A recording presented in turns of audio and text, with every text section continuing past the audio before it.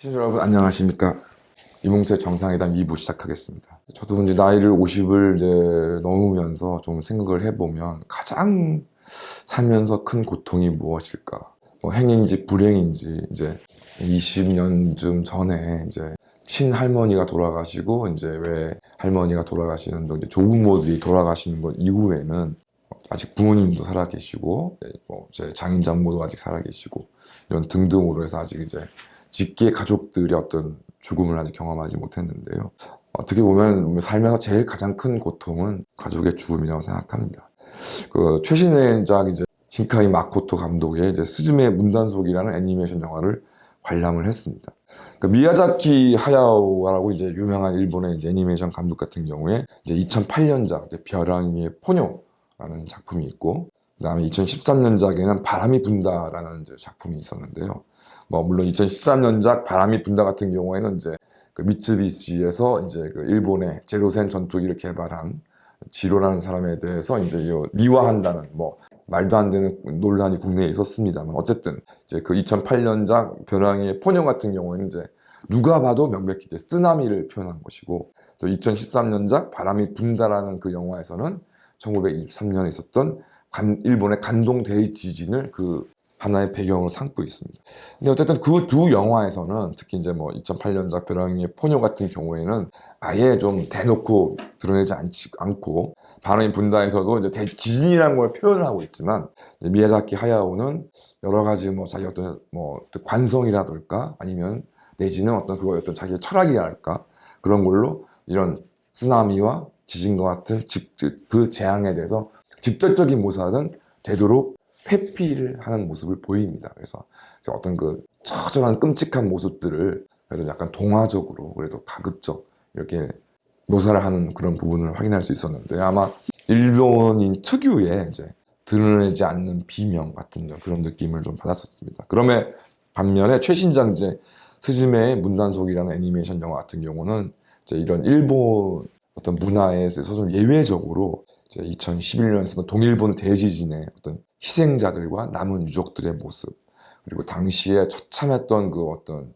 제 현장의 어떤 모습들을 또 애니메이션 치고는 너무 적나라하게 좀 표현을 해서 일본에서는 굉장히 좀 호불호가 갈리고 있지만, 어쨌든 영화에서는 그런 고통을 극복하고 새로운 삶을 살아야 한다는 것이 이제 어떤 뭐 주제이긴 하지만, 참 그것에 얼마나 무망한 것인가, 참 덧없는 것인가, 내지는 얼마나 어려운 것인가를 영화가 잘 표현하고 있다고 생각합니다. 이러한 상황에서 참 대한민국은 뭐 이게 한두 해의 일이 아닙니다만은 살인마가 넘치고 있습니다. 역삼동에서 40대 여성이 납치돼서 이제 2시간도 채 안 되는 시간에 살해를 당하고 이제 시체가 유기되는 이런 사건이 지금 벌어졌고, 지금 또 그 이 범행을 교사한 뭐 부부라는 사람들이 이제 체포되어서 지금 이제 수사를 받고 있는데요. 서울 강남동 강남 역삼동 이제 옛날에 개나리 아파트 사거리의 이제 인근에 아파트 단지 앞에서 40대 여성이 이제 남성 총 3명에 의해서 납치되어서 살해되는 사건이 이제 발생했고, 이 납치범 3명은 이제 가상화폐 이제 코인 관련 사기 사건에 연루돼서 경찰 수사를 받고 있었다고 하고, 경찰은 납치 사건 직후 신고를 받고 이제 이들을 추적했지만 이틀 뒤인 31일에야 이제 이들을 체포했다고 합니다. 29일 오후 이제 11시 46분쯤에 사건이 좀 발생을 했고, 여성이 이제 저와 뭐 CCTV 영상 다 보셨겠지만, 여성이 아파트에서 나오자마자 이제 2명의 남성이 이제 A 씨를 강제로 납치를 하고 뭐 살려달라고 소리치렀지만, 이제 그 주위에 당장 인적이 없었기 때문에 누구도 이를 순식간에 이제 벌어지는 범행을 막을 수는 없었고, 그래서 길가에 세워져 있던 승용차에 이제 피해자를 강제로 태웠다는 것이죠. 그래서 피해자는 정말 바닥에 눕듯이 정말 좀 그 처참한 모습이 저도 참 잊혀지지 않는데요. 바닥에 눕듯이 그 가녀린 여자의 몸을 어떻게든 몸부림을 쳤지만은 그 남성들 뭐 2인이 뭐 3인이 이렇게 누를 저항하는 것을 이제 정말 질질 끌리다시피, 정말 개 끌리다시피 끌린 상태에서 차에 이제 강제로 타게 됐고, 곧바로 이제 어디든가 출발했다. 1분도 채 걸리지 않는 범행 시간이었습니다. 지금 범행 목적은 이제 금전의 목적의 범행으로 좀 보여지고, 참 안타깝고 참 더덥다는 것이, 사실은 이 범행 장소가 그 수서경찰서 도곡지구대 이제 그 르네상스 사거리 채 못 가서 있는 그 도곡 지구대가 그 400m 정도에 떨어져 있지는 않습니다. 지구대로부터 가까운 곳에 위치해 있는 그런 곳에서 정말 야밤이긴 하지만 서울 시내 한복판에서 40대 여성이 속절없이 끌려갔고 비참하게 죽음을 당한 것이죠. 그런 와중에 아예 제도를 우롱하는 살인범까지 등장을 했습니다. 아내와 10대 두 아들을 잔혹하게 살해한 40대 가장에게 이제 검찰이 사형을 구형했는데 최후 진술에서 혐의를 인정하면서도 잠시나마 자유를 달라는 이야기를 해서 완전히 사법기관을 우롱을 했는데요. 검찰은 이제 피고인이 사건 당일 자식들에게 앞으로 잘 지내면서 좋은 아버지가 되려는 데 안심을 시키고 아내를 당하게 하는 등 범행을 유리하게 만들었다. 현장에 자기가 없는 것처럼 꾸미기 위해 CCTV 없는 계단으로 올라가는 치밀함도 보였다. 피고인의 잔혹한 범행으로 아내는 사랑하는 두 자녀가 아버지에게 살해당하는 걸 목격하며 눈을 감을 수밖에 없었고 두 아들은 영문도 모르는 채 꽃다운 나이에 안타깝게 생을 마감했다. 범행을 자백하고 있지만 다중인격 장애와 기억 상실을 앓고 있다는 이해할 수 없는 주장을 하는 점을 보면 진심으로 반성하고 있는지도 의문이다. 그래서 이제 피고인은 최후 진술에서 바라는 것이 있다면 저에게 잠시나마 자유를 주셨으면 좋겠다. 자신의 그 어린 자식들을 무참하게 살해하는 작자가 자유를 이야기합니다. 저에게는 삶이 더 이상 의미 없는 상황인데 이러면서 참 이게 황당한 이야기를 하죠. 사형이라고 해도 우리나라는 사형을 안 하지 않나? 부디 자비를 베풀어달라. 검찰이 사형을 구형했지만 어차피 지금 대한민국에서 사형을 집행하고 있지 않으니 괜한 짓거리 하지 말고 잠시라도 좀 풀어달라. 아니면 무기징역을 선고해달라. 이런 식으로 지금 이야기를 하고 있는 거예요. 완전히 대한민국의 사법체제를 우롱하는 이야기를 하고 있습니다. 살해 동기란 것도 웃깁니다. 본인이 진술한 내용이. 큰아들이 사망 당시에 15세였는데 자신의 슬리퍼를 허락 없이 신고 외출했다는 이유만으로 폭언을 내뱉고 범행을 결심하고 범행을 저지른 후에 또 인근 PC방으로 가 2시간가량 또 만화를 보다가 귀가하면서 외출하고 오니 가족들이 칼에 찔러 죽어 있었다고 울면서 119에 신고했습니다. 그러니까 구속 전에는 이제 그 기자들에게 이제 8년 전 기록을 잃었고 이번에 코로나에 걸려 기억을 찾았다는 알 수 없는 말을 했고 8년간 어떤 일이 있었는지 나름 조사해 봤더니 어머니는 버려졌고 저는 ATM 기계처럼 일만 시켜 우라가 찼다. 피해자의 책임을 돌리는 듯한 발언을 했습니다. 정말 어떤 제정신인지 아닌지 모르겠지만 정말 말도 안 되는 진술을 하면서 사법기관의 조사를 또 우롱을 했었던 것이죠. 이런 가운데 헌법재판소는 사형제도를 규정한 헌법 제41조 제5 1호 등에 대한 헌법소원 공개 변론을 7월 14일 오후 2시에 벌인다고 합니다. 검수완박법도 합헌으로 결정했던 헌재가 과연 이 사형제에서 어떤 결정을 내릴까 참 우려스럽지 않을 수 없는데요. 이번 헌법소원의 청구인은 존속살해 혐의로 구속 기소돼 무기징역을 확정받은 A씨다. 또 이런 일에 천주교가 빠질 수가 없죠. 한국천주교 주교회의 정의평화위원회 사형제도 폐지소위원회는 이런 A씨의 동의를 받아 2019년 2월에 이제 사형제 위원 헌법소원을 제기했는데 법의 이름으로 집행되는 것일지라도 인간의 생명만큼은 함부로 다룰 수 없다. 인간의 생명을 앗아가는 사형제도를 폐지할 것을 엄숙히 청원한다. 2020년 말에는 염수정, 추기경 등 한국천주교 주주교단 전원 27명이 사형제도 위헌 결정을 촉구하는 의견서를 헌재에 냈고 지난해에는 국가인권위원회가 사형제 폐기 의견을 제출했다. 헌법재판소는 1996년에는 7대2로 2010년대에는 5대4로 두 차례 사형제도에 대해서 합헌 결정을 내린 바가 있습니다. 현재 재판부에 사형제 폐지 입장을 밝히거나 적극 검토하고 의견을 낸 재판관은 유남식 헌재소장을 비롯해서 이석태, 이은혜, 문영배, 이미선 등 최 모두 5명이다. 지금 이런 가운데 이제 한 명만 더 이제 이 사형제 폐지 쪽으로 하면은 대한민국에서 사형제는 위헌으로서 사형제는 폐지되게 됩니다. 사형제 폐지론자들의 가장 주요한 논고 중에 하나는 살인은 무조건 나쁜 것이기 때문에 국가도 살인해서 안 된다는 점을 들고 있습니다. 그렇다면 이자들은 국가의 교정권도 인정하지 않는다는 겁니까? 전쟁도 무조건 해서 안 된다. 당연히 침략 전쟁이야 대한민국이 할 능력도 없고 할 의사도 없지만 침략 전쟁이 아닌 방어적 목적으로 대응해야 하는 이런 전쟁 행위도 반대한다는 것인지 알 수 없습니다.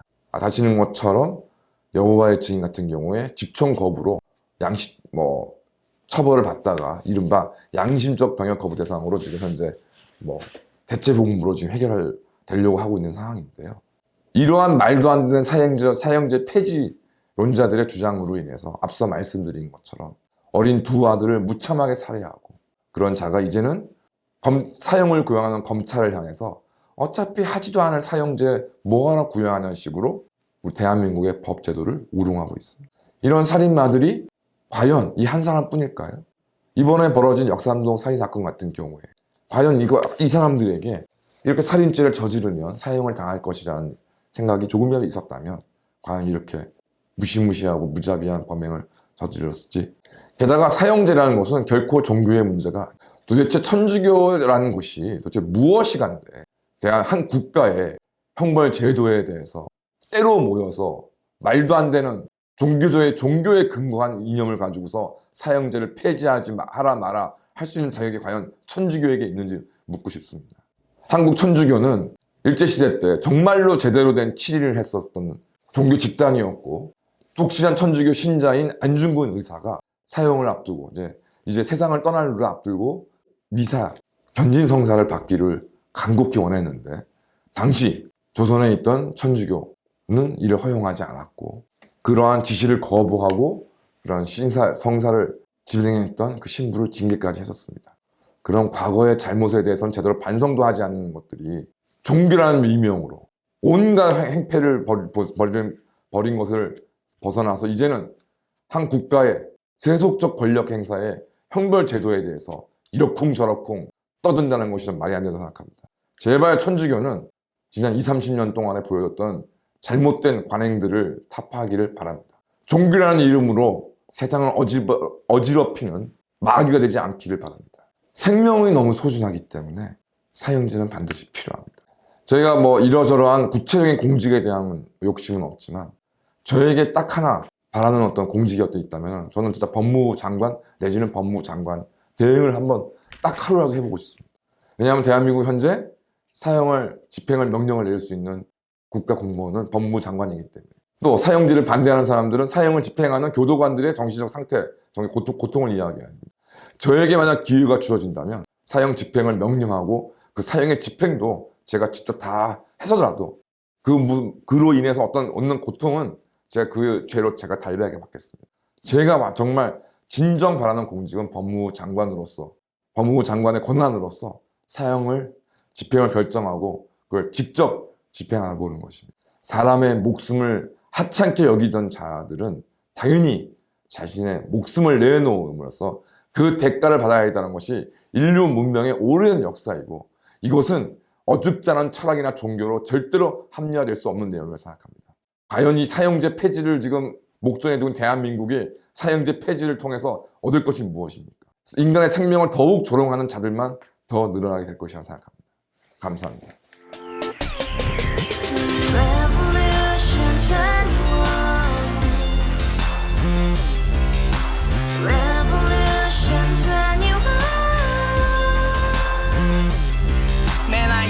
월세 30 코인빚만 300 서울에 온지 벌써 10년 아둥바둥 버텼지만 여전히 난 반지 하에 제왕 곰팡이 연문제약 내 미래는 깡통망통 완전히 폭망 고시원 창문만큼 작아진 내 꿈 연애 결혼 내 집 모든 게 헛꿈 1년 전 떠난 여친 울며 말했지 같이 써봤자 평생 가본 게 꼭꼭꼬라지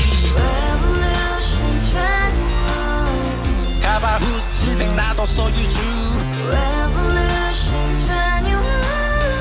가바후스 700 나의 소주 택시기사 우라부지 마트 캐셔 울어무니 우리 집안 다 털어봤자 후줄 그래 개선민 내 미래 거기서 팍 끝난 거지 팍 더 이상 노력 따윈 괴물이 스펙 찾았어 말리 비오는 날 알바 잘려 맨날 학원 날 개쳐 발려 밤비 내리는 양화대교 홀로 걷고 있을 때 현수막에 아로 새겨진 평당 700짜리 아파트 다 같이 소리 질러 혁명 21 가바후스 700 나도 소유주 가바후스 700 나의 소주 Together in the house, brand new day, and your dream had just begun. Revolution 21, only open happiness. 너의 곁에 내가 영원히